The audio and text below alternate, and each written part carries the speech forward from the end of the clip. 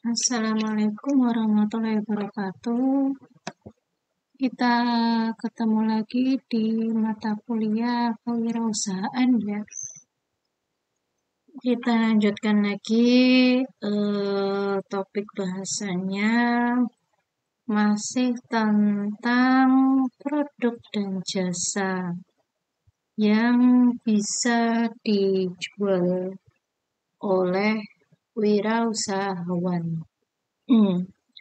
Di sini itu ada berbagai faktor yang menjadi pertimbangan untuk calon wirausahawan. Jadi bisa dilihat dari modal yang dimiliki saat akan berwirausaha, lalu barang yang ingin dijual itu apa saja. Ini selain barang juga jasa ya. Jadi kan kalau mau berwirausaha itu kan bisa bentuknya itu apakah jualan produk atau kan berjualan jasa. Nah, kalau bentuknya itu produk atau barang itu juga harus dipertimbangkan tentang bahan bakunya. Jadi, apakah bahan baku dari produk yang akan dijual itu mudah didapatkan, harganya mahal atau tidak, itu juga termasuk dalam faktor pertimbangan. Selain itu juga harus dipikirkan tentang target pasarnya. Jadi, misalkan akan berjualan sepatu gitu. Lalu sepatu ini khusus untuk umur berapa, ataukah untuk khusus untuk orang-orang yang bekerja, ataukah itu bisa digunakan oleh orang yang kuliah gitu, misalnya mahasiswa gitu. Atau kalau misalnya kalau khusus untuk orang yang bekerja, apakah itu sepatunya untuk yang kerja lapangan ataukah kerja yang di kantoran? Itu juga termasuk target pasar gitu. Jadi jangan sampai misalnya kita menjual sepatu boot, lalu kita menjualnya menentukan target pasarnya, oh ini khusus untuk orang kerja gitu. Padahal yang sepatu boot itu kan biasanya dipakai sama orang-orang yang di lapangan ya. Kalau yang di kantoran kan jarang ada yang menggunakan sepatu boot misalnya. Yaitu kalau kita salah dalam menentukan target pasar, bisa-bisa produk yang kita jual malah nggak laku. Seperti itu. Jadi tak jarang itu karena banyaknya pertimbangan-pertimbangan tersebut, itu seseorang tuh malah berpikir 2 kali atau malah beberapa kali atau malah nggak jadi berjualan gitu karena tadi terlalu banyak pertimbangan misalnya ini susah sekali misalnya untuk menjual produk ini terus salah menentukan target pasar segala macam terus modalnya itu juga banyak sekali pertimbangan lalu akan berjualan di mana dan lain sebagainya itu malah lama-lama membuat orang berpikiran nggak jadi aja lah jualan mendingan kerja. Kalau kerja kan orang hanya berpatokan pada setiap bulan sudah terima gaji kok jadi nggak perlu pakai memikirkan terlalu rumit tentang produk yang mau dijual laku tidaknya dan lain sebagainya itu kan banyak orang yang berpikiran demikian ya. Padahal kalau zaman sekarang itu yang namanya fasilitas internet dan sosial media itu sudah sangat berkembang ya. Jadi kalau kita lihat-lihat itu internet ya sudah banyak yang menggunakan. Apalagi ada yang mempunyai media sosial tidak hanya satu. Jadi mereka punya Facebook, punya juga Instagram, belum sama yang lainnya ya kan, WhatsApp gitu. Nah, itu media-media itu sebenarnya bisa digunakan untuk pemasaran sebenarnya. Jadi malah lebih mudah kan untuk memasarkan produk atau jasa yang kita jual. Sebenarnya seperti itu.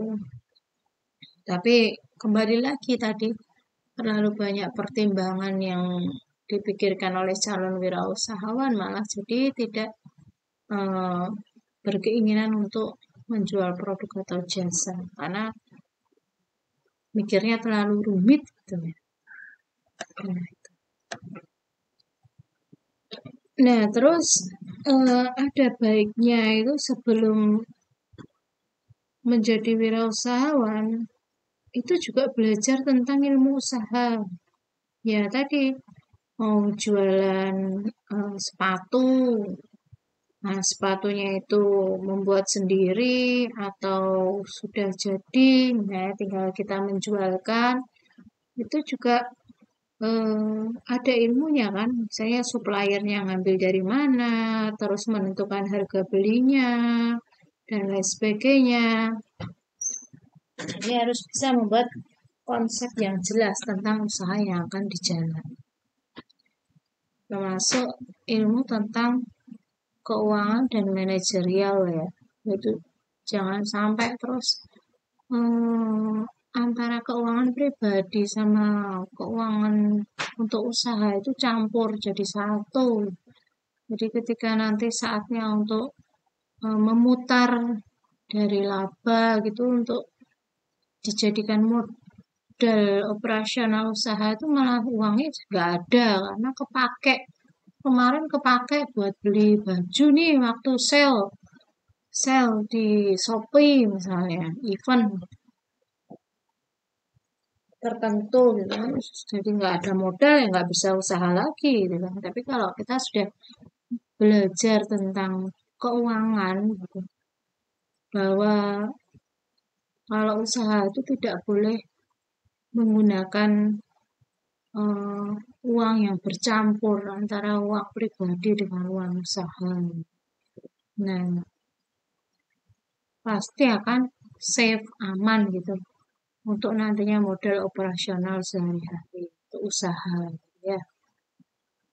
Terus manajerial itu kalau misalnya kita sudah mempunyai bawahan, punya karyawan gitu, gimana caranya kita mendidik atau melatih karyawan tersebut supaya menjadi lebih terampil gitu. Caranya memimpin gitu ya. Kalau misalnya ada karyawan gitu datangnya terlambat terus-terusan gitu. Lalu apa yang kita lakukan?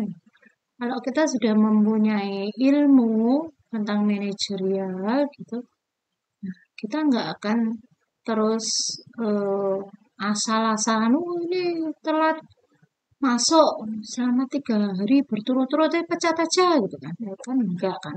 Harusnya ya ada ilmunya, kita tanyakan dulu kenapa mereka terlambat dan lain sebagainya, alasannya apa gitu kan.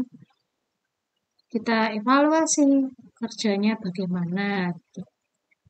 Manajerial ini termasuk untuk apa namanya penggunaan waktu ya, menentukan waktu waktu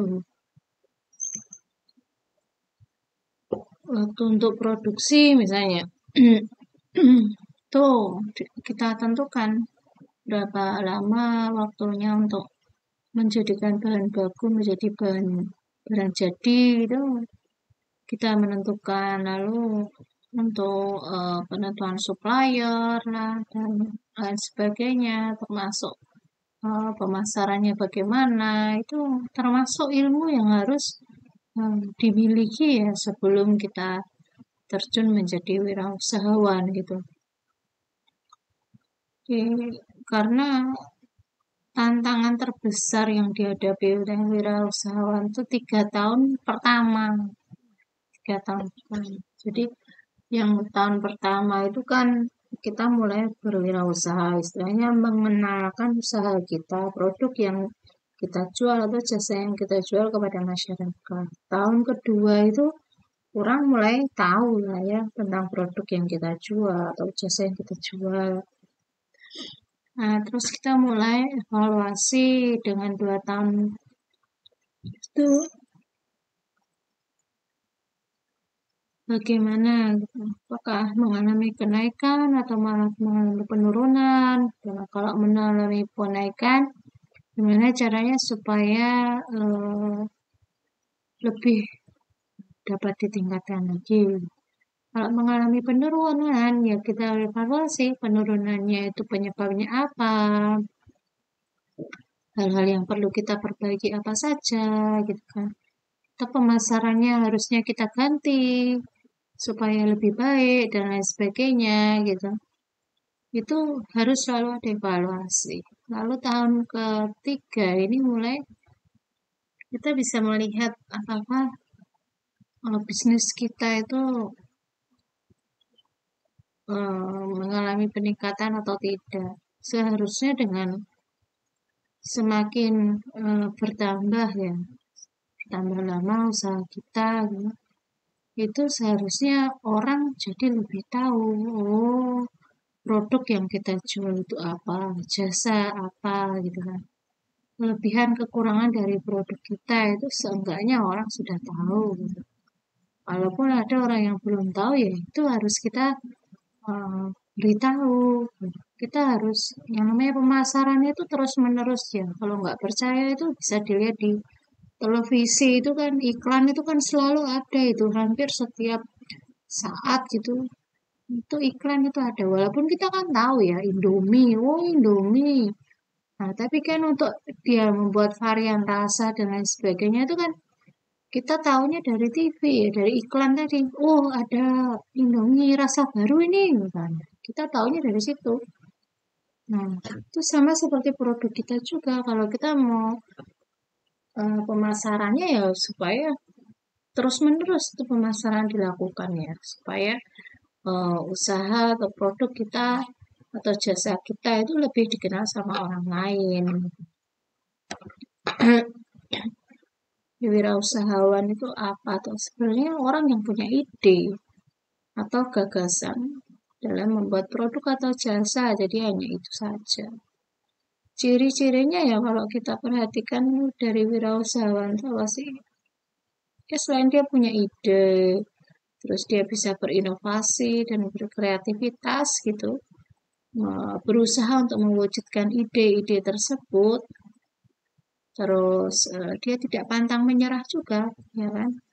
Kalau dia orang yang ngelokro terus apa mudah menyerah, wah ya sudah usaha baru 1 hari belum ada yang beli udah tutup aja gitu kan. Nah, itu bukan ciri wirausahawan. Jadi wirausahawan itu harus tahan banting ya. Walaupun misalnya sehari ada barang atau produk atau jasa kita yang nggak laku, itu gimana sih caranya supaya itu laku? Mereka ini akan berpikir ulang, apa yang perlu dievaluasi, apakah pemasarannya salah dan lain sebagainya itu terus eh, melakukan evaluasi kalau wirausahawan.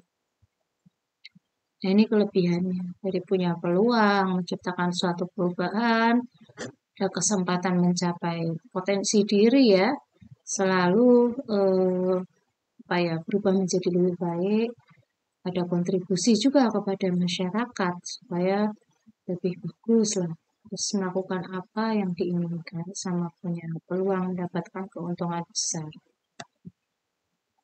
Ini kekurangannya, kebalikannya. Ya, memang pendapatannya tidak pasti. Ada juga resiko kehilangan atau kegagalan bisnis ya. Terus jam kerja itu bisa kapan saja. Jadi bisa pagi-pagi subuh aja sudah bangun gitu mengerjakan mengolah bahan makanan misalnya untuk nanti dijual ya, bisa jam kerjanya bisa tidak tentu sebenarnya. Tapi kalau punya karyawan sudah tetap ya. Tingkat stresnya tinggi ya kalau misalnya ada kebijakan-kebijakan atau ada masalah-masalah yang mempengaruhi usaha, nah itu akan bisa mempengaruhi produk yang dijual. Mungkin pertemuan kita pada hari ini sampai di sini saja saya cukupkan. Terima kasih. Assalamualaikum warahmatullahi wabarakatuh.